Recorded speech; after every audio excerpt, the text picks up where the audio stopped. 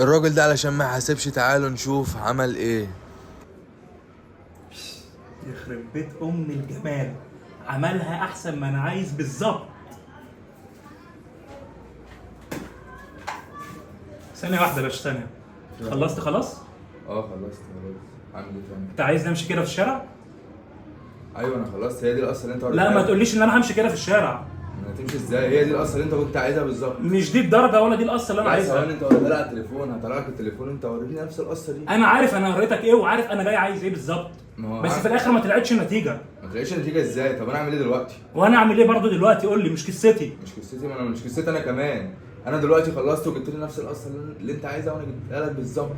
وانا امشي كده ازاي في الشارع؟ ما طلعتش هي يا عم. ما طلعتش هي ازاي؟ طب طلع التليفون. مش هطلع تليفون، هتكدبني انا تصدق التليفون؟ اعمل ايه طيب دلوقتي؟ لا اتصرف، يا ترجع لي شعري يا تعمل لي الدرجه اللي انا عايزها. اتصرف. بص هكلمك بالراحه. لو عملت